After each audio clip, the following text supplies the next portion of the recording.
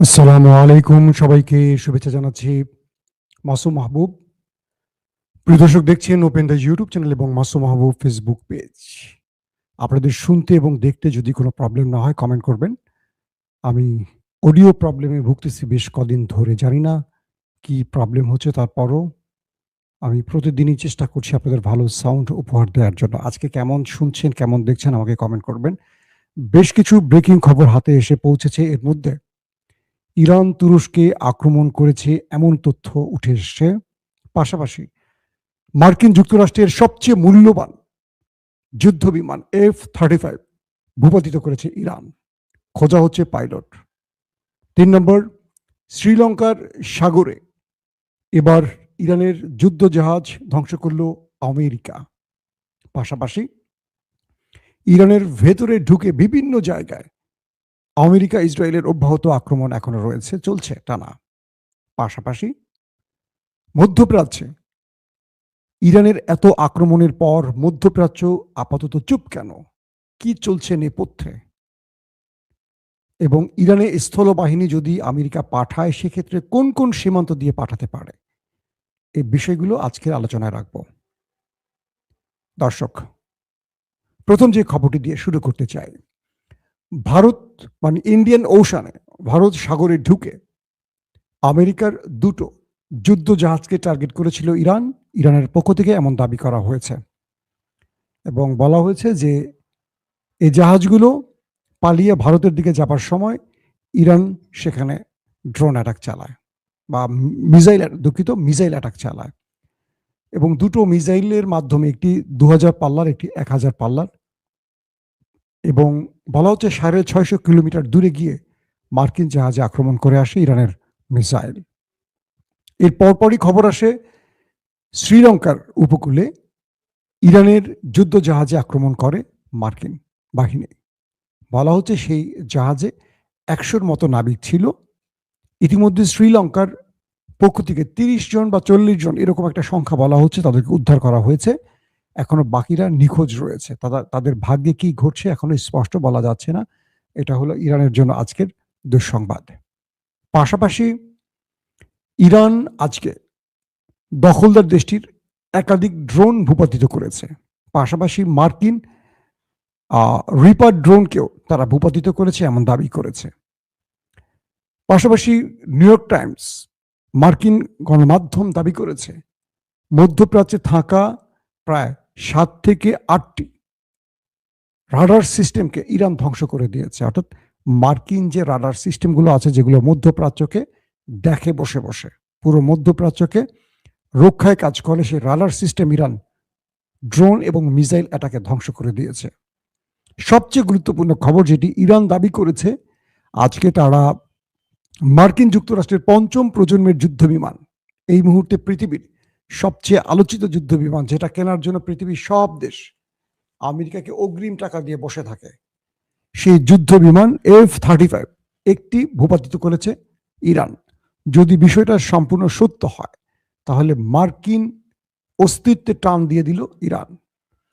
প্রশ্ন হলো, ইরানের কাছে কি এইরকম আকাশ প্রতিরক্ষা সিস্টেম আছে যে তারা আমেরিকার এই 5ম প্রজন্মের দুর্দান্ত যুদ্ধবিমান ভূপাতিত করতে পারে? বিভিন্ন গণমাধ্যমে সামরিক এক্সপার্টরা বলছেন ইরানকে চীন HQ-9 যে আকাশ প্রতিরক্ষা সিস্টেম দিয়েছে, হয়তো চীনের এই আকাশ প্রতিরক্ষা সিস্টেম HQ-9 এর মাধ্যমে চীন মার্কিন F-35কে ভূপাতিত করতে পারে। যদি বিষয়টি হয়তো আমরা আগামী আজকের মধ্যে তো রিপোর্টটি আসছে, কালকে হয়তো সচিত্র প্রতিবেদন আসতে পারে। ইরান হয়তোবা এই ফুটেজগুলো দেখাবে পৃথিবীকে। যদি এটা সত্য হয়, তাহলে বলা যাচ্ছে এই যুদ্ধে প্রথম সবচেয়ে বড় ধাক্কা খেতে যাচ্ছে আমেরিকা। কারণ তারা বলেছে তাদের এই F-35কে কোনো সিস্টেম ভূপাতিত করতে পারবে না, আর তাই ইসরায়েল এটা সবচেয়ে বেশি কিনেছে। সৌদি আরব টাকা দিয়ে বসে আছে, সৌদি আরবকে এখনো দেয়নি। তুরস্ক এটার জন্য বহু যুগ আগে টাকা দিয়ে বসে আছে, কিন্তু তুরস্ককে দেয়নি। তো সেই মার্কিন F-35 যদি ইরান দাবি করেছে সেই অনুযায়ী যদি ভূপাতিত করতে পারে, তাহলে বলা যায় যে মার্কিন অহংকারের চাদরে টান দিয়েছে ইরান। এবং ইরানের পক্ষ থেকে বলা হয়েছে এটা ইরানের সীমা মানে ইরানের ভূখণ্ডে এই বিমানটি ভূপাতিত হয়েছে এবং তারা সেই F-35 এর পাইলটকে খোঁজার কাজটি করছেন। মানে পাইলট যেখানেই পড়েছেন সেখানে এখন ইরানের সেনাবাহিনী অভিযান চালাচ্ছেন, পাইলটকে তারা জীবিত ধরতে চাইছেন। এটা হবে আরেকটি খেলা, যেভাবে পাকিস্তান ভারত যুদ্ধে পাকিস্তান এক খেলাতেই অভিনন্দনকে আটক করে পুরো ভারতকে ভাঁজ করে ফেলেছিল, মনে আছে আপনাদের? ইরানের এই দাবিটি আমরা হয়তো আগামী কয়েক ঘন্টার মধ্যে ক্লিয়ার জানবো এবং এটি হবে সবচেয়ে বড় ধাক্কা আমেরিকার জন্য। নিউ ইয়র্ক টাইমস বলছে দুবাইতে অর্থাৎ আরব আমিরাতে, বাহরাইনে, সৌদি আরবে, কাতারে, কুয়েতে, জর্দানে থাকা মার্কিন যে রাডার সিস্টেমগুলো আছে, এই রাডার সিস্টেমগুলোকে ইরান ধ্বংস করে ফেলেছে। সবচেয়ে বড় রাডার সিস্টেম যেটা আরব আমিরাত, এটা ধ্বংস করে ফেলেছে। বাহরাইনে তাদের নেভাল যে হেডকোয়ার্টার পুরোপুরি ধ্বংস হয়ে গেছে আমেরিকার, এবং এখান থেকে আমেরিকা পুরো পৃথিবী অর্থাৎ পৃথিবীর 31টি দেশকে কন্ট্রোল করতো, পুরো মধ্যপ্রাচ্যকে এখান থেকে কন্ট্রোল করতো আমেরিকা। সেই জায়গাটিকে এখন এক প্রকার পুরোপুরি ইরান ধ্বংস করে ফেলেছে। খুঁজে খুঁজে আমেরিকা সেনা থেকে খুঁজে খুঁজে অ্যাটাক করছে ইরান। দর্শক, শুধু এখানে ইরানের অ্যাটাকগুলি বলছি আমি, ইরানের ভেতরেও ভয়ঙ্করভাবে অ্যাটাক করে যাচ্ছে দুটো দেশ। বলা হচ্ছে ইরানের 31টি প্রদেশের 25টি এই ইতিমধ্যে আক্রান্ত হয়েছে এবং এখানে 1000-এর অধিক মানুষ প্রাণ হারিয়েছে। আবার ইরানের পক্ষ থেকে বলা হয়েছে তারা প্রায় 700 মার্কিন সেনাকে ওপারে পাঠিয়েছে। আজকে তারা কুয়েতে একটি বড় অ্যাটাক করে 10টি ড্রোন দিয়ে একটি শক্তিশালী অ্যাটাকের মাধ্যমে 100 জনকে ওপারে পাঠিয়েছে। এটা ইরানের পক্ষ থেকে দাবি করা হয়েছে এবং তারা বলছে সেখানে প্রায় 160 জনের মতো সেনা ছিল সেই ঘাঁটিতে, 100 জন ওপারে চলে গেছে। এটি আমি বোধহয় আমার আজকের একটা বুলেটিনের একটু আগে আপনাদের জানিয়েছিলাম। এর পরের যে খবরটি গুরুত্বপূর্ণ সেটি হলো ইরানের একটি মিসাইল তুরস্ক আজকে ভূপাতিত করেছে। এই ব্যাপারে আমি খোঁজখবর নেওয়ার চেষ্টা করেছি, তুর্কি সাংবাদিকদের সাথে কথা বলেছি কয়েক দফা। যে বিষয়টি আমি জেনেছি যে ইরান মূলত তুরস্কে কোনো আক্রমণ করেনি। বলা হচ্ছে যে তুরস্ক এবং ইরানের মধ্যে একটি গোপন আন্ডারস্ট্যান্ডিং আছে, যে কারণে প্রত্যেকটি আরব রাষ্ট্রে ইরান আক্রমণ করলেও কিন্তু তুরস্কে কোনো আক্রমণ করেনি। এখন অনেকে প্রশ্ন করবেন, তুরস্ক কি মার্কিন ঘাঁটি আছে? বিষয়টি এরকম না। তুরস্কের ভেতরে ন্যাটোর ঘাঁটি আছে, যেহেতু তুরস্ক ন্যাটোর রাষ্ট্র বা ন্যাটোর সদস্য, সেই হিসাবে তুরস্কে ন্যাটোর ঘাঁটি আছে। ন্যাটোর ঘাঁটি মানে আমেরিকান ঘাঁটি। বলা হচ্ছে ইরানের ভেতর থেকে মানে ইরান থেকে যে মিসাইলটি মারা হয়েছে এটি তুরস্কের উপর দিয়ে অনেক উপর দিয়ে যাচ্ছিল। পরবর্তী তুরস্কের আকাশ প্রতিরক্ষা সিস্টেম বা ন্যাটোর প্রতিরক্ষা সিস্টেম এটিকে ধ্বংস করে। তারপরের বিভিন্ন বিষয় অর্থাৎ এই বিষয়টি জানার জন্য তুরস্কের পররাষ্ট্রমন্ত্রী হাকান ফিদান ইরানের পররাষ্ট্রমন্ত্রী তার সাথে কথা বলেন এবং আব্বাস আরাকসিকে প্রশ্ন করা হয় যে মিসাইলটি আপনি কি তুরস্কের উদ্দেশ্যে মেরেছিলেন বা আপনাদের দেশ কি তুরস্কের উদ্দেশ্যে মেরেছে? কয়েকটি সূত্র ইরানের এবং তুরস্কের সূত্রগুলো বলছে যে ইরান তাদেরকে বলেছে যে না, এটা তুরস্কের উদ্দেশ্যে মারা হয়নি, এটি গ্রিস সাইপ্রাসকে টার্গেট করে মারা হয়েছে। অর্থাৎ আপনারা জানেন যে তুরস্কের ওপারেই রয়েছে গ্রিস সাইপ্রাস। ইতিমধ্যে সাইপ্রাসে কিন্তু ব্রিটিশ ঘাঁটিকে লক্ষ্য করে ইরান আক্রমণ চালিয়েছে, এটা আপনারা গতকালকের আমাদের সংবাদে দেখেছেন।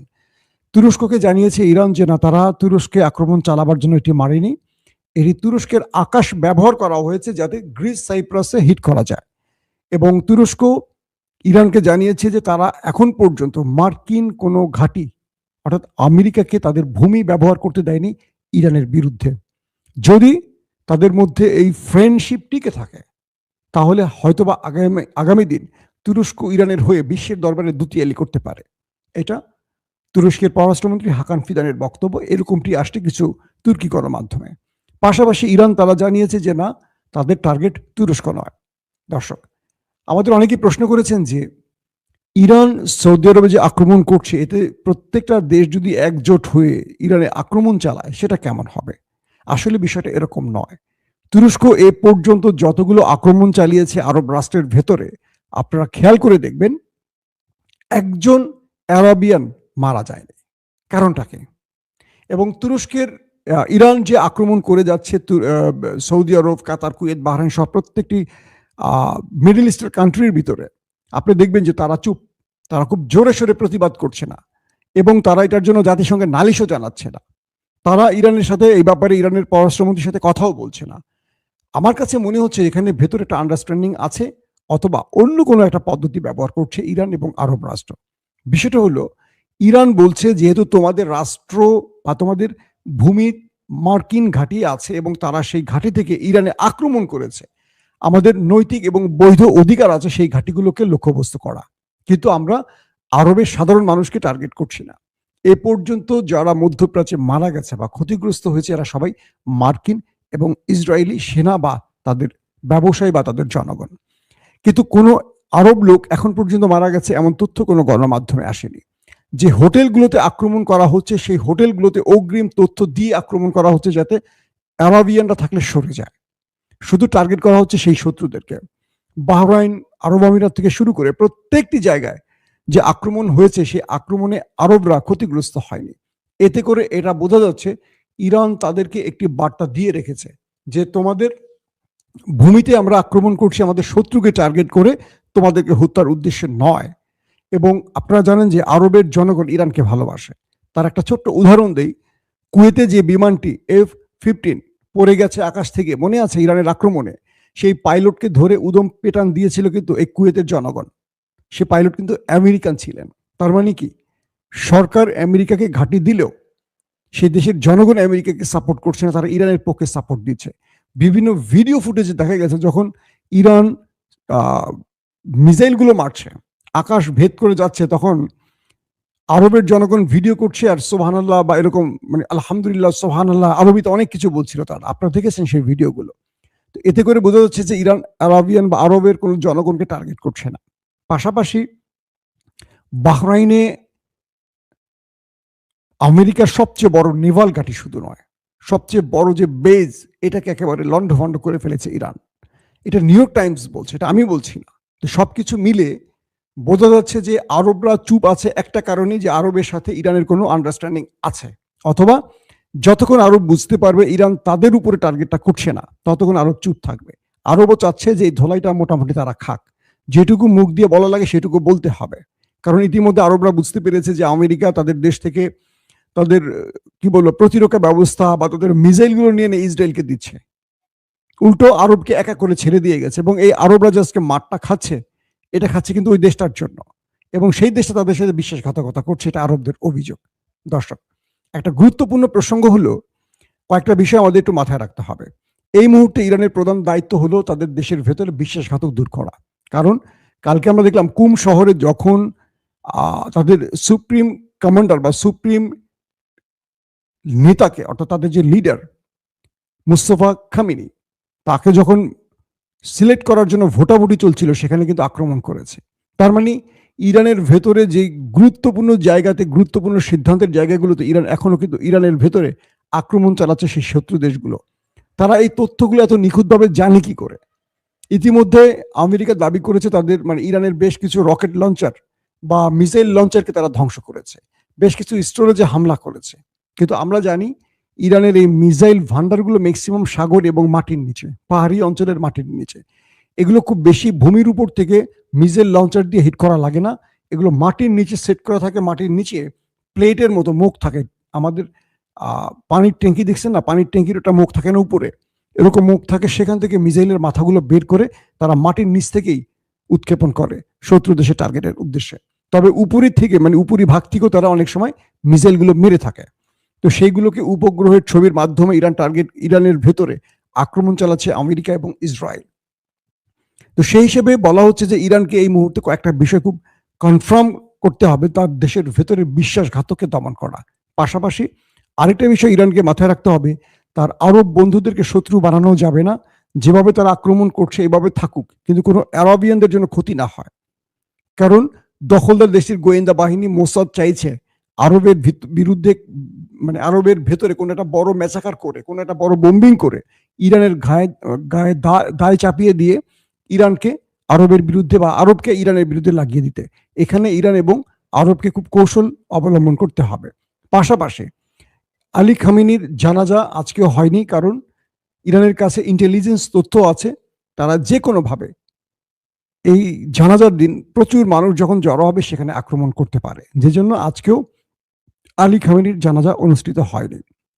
পাশাপাশি মার্কিন সিনেটররা আজকে গুরুত্বপূর্ণ মিটিং করে বেরিয়েছেন, কিছু গণমাধ্যম তাদের বক্তব্য প্রকাশ করেছে। সেখানে বলা হয়েছে যে মার্কিন সিনেটররা ট্রাম্পের উপর ব্যাপক ক্ষিপ্ত। মার্কিন জনগণ, অধিকাংশ জনগণ তারা এই যুদ্ধের বিপক্ষে। মার্কিন সিনেটরদের মধ্যে বেশ কজন আজকে গণমাধ্যমকে জানিয়েছেন ট্রাম্প এক এক সময় এক একটি কথা বলছে। কখনো ট্রাম্প বলছেন এই যুদ্ধ হলো ইরানের পারমাণবিক প্রযুক্তি ধ্বংস করা, কখনো বলছে ইরানের রেজিম চেঞ্জ করা, কখনো বলছে তাদের ব্যালিস্টিক প্রোগ্রাম ধ্বংস করা। ট্রাম্পকে কনফার্ম করতে হবে তিনি আসলে কোন কারণে ইরানের সাথে যুদ্ধটা করছেন, এক নাম্বার।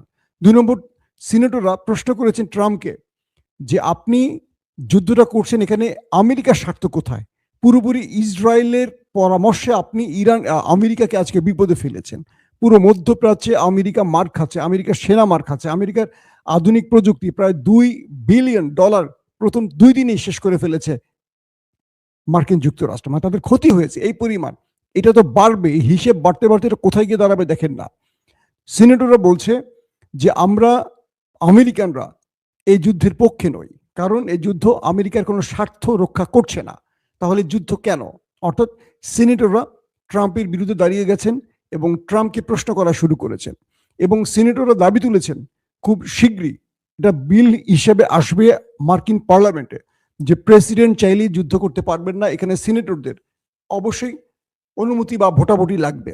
অর্থাৎ প্রেসিডেন্ট তার একক ক্ষমতা যে যুদ্ধ করার মানে আইনি বৈধতা ছিল, সেটি হয়তোবা শীঘ্রই আমেরিকার প্রেসিডেন্ট হারাতে পারেন এই ট্রাম্পের পাগলামির জন্য। পাশাপাশি মার্কিন সিনেটররা প্রশ্ন করেছেন যে যুদ্ধটা চাপিয়ে দেওয়া হয়েছে এটার আইনি বৈধতা কি? আমেরিকা যে যুদ্ধটা করছে এটার আইনি বৈধতা কি? ইরান কি করেছে এমন যেই কারণে ইরানের উপর আমেরিকা আক্রমণ করছে, বা ইরানের যে লোকদেরকে মারা হচ্ছে এটার ভিত্তিটা কি? এই বিষয়ে ডোনাল্ড ট্রাম্পের পক্ষ থেকে কোনো বক্তব্য আসেনি। পাশাপাশি ফ্রান্স, স্পেন, তারপর সার্বিয়া পর্যন্ত দাঁড়িয়ে গেছে, বলছে যে তারা তাদের কোনো ঘাঁটি ব্যবহার করতে দেবে না এবং তারা আমেরিকার এই যুদ্ধে নিজেকে জড়াবে না। পাশাপাশি স্পেনের পক্ষ থেকে বলা হয়েছে তাদেরকে যখন প্রশ্ন করা হয়েছে আমেরিকা তাদের ঘাঁটি ব্যবহার করতে চেয়েছে, আমেরিকাকে তারা না বলে দিয়েছে, বলছে যে না, আমরা কোনো ঘাঁটি আমেরিকাকে ব্যবহার করতে দেব না, কারণ এই যুদ্ধের কোনো আইনি ভিত্তি নাই। একটি একটি দুর্বল রাষ্ট্রের উপর, যে রাষ্ট্রটি আলোচনা টেবিলে ছিল, সেই রাষ্ট্রকে হঠাৎ করে গুপ্ত আক্রমণের মাধ্যমে যুদ্ধকে ছড়িয়ে দেওয়ার কোনো আইনি বৈধতা নেই, এবং এটার জন্য স্পেন আমেরিকাকে না বলে দিয়েছে। ট্রাম্প বলেছে কি করে আমাদের স্পেনের ঘাঁটি ব্যবহার করতে হয় এটা আমরা জানি। স্পেন আবার পাল্টা পড়ছে, তুমি আসো আমার দেশে আমার ঘাঁটি ব্যবহার করতে, দেখি তুমি কিভাবে ব্যবহার করো। অর্থাৎ আস্তে আস্তে সার্বিয়া বলি, ফ্রান্স বলি, স্পেন বলি কথা বলা শুরু করেছে। অস্ট্রেলিয়াও কথা বলেছে, অস্ট্রেলিয়াও দেবে না তাদের ঘাঁটি ব্যবহার করতে। সবকিছু মিলে আমরা এটুকু বুঝতে পারছি ট্রাম্প একটা বড় মাইন্ডে চিপে আটকে গেছেন নেতানিয়াহুর কথা শুনে। আস্তে আস্তে ট্রাম্প একা হয়ে পড়ছেন। যারা এতদিন ট্রাম্পের পাশে সুর তুলছেন তারাও আস্তে আস্তে সুর পরিবর্তন করছেন। একটা লাস্ট তথ্য দিয়ে শেষ করতে চাই। ইরানে আক্রমণ করতে হলে ইরাক সীমান্ত, তুর্কি সীমান্ত এবং পাকিস্তান সীমান্ত ব্যবহার করতে হবে আমেরিকাকে। ইতিমধ্যে তুরস্ক না বলে দিয়েছে। আবার পাশাপাশি পাকিস্তানও তাদের সীমান্ত তাদের সীমান্ত বা আকাশ সীমা আমেরিকাকে দেবে না ইরানের বিরুদ্ধে আক্রমণের জন্য। আছে শুধু ইরাকের কুর্দিদের নামিয়ে, কুর্দি যেই সন্ত্রাসী গ্রুপটি আছে তাদেরকে দিয়ে আমেরিকা ইসরায়েল চাচ্ছে ইরানের মধ্যে এখন একটা বড় যুদ্ধ চাপিয়ে দিতে। এই ব্যাপারে ইরানকে অগ্রিম তথ্য দিয়েছে তুরস্ক। ইরান তাই সেই পয়েন্টটাতে কুর্দিদের ভেতরে ইন্টারনাল যোগাযোগ শুরু করেছে। আবার কুর্দিরা যদি সত্যিকার অর্থে যুদ্ধ চাপিয়ে বা যুদ্ধ শুরু করতে আসে তাদের দমনেও কাজ করবে ইরান, এমনটিও জানিয়েছে। মনে রাখতে হবে এই কুর্দিরাই এতদিন ধরে ইরাককে অশান্ত করেছে, তখন এই ইরান কুর্দিদের নেপথ্যে সাপোর্ট দিয়েছে। আজকে সেই কুর্দিদেরকে আমেরিকা ইসরায়েল ব্যবহার করছে ইরানের বিরুদ্ধে।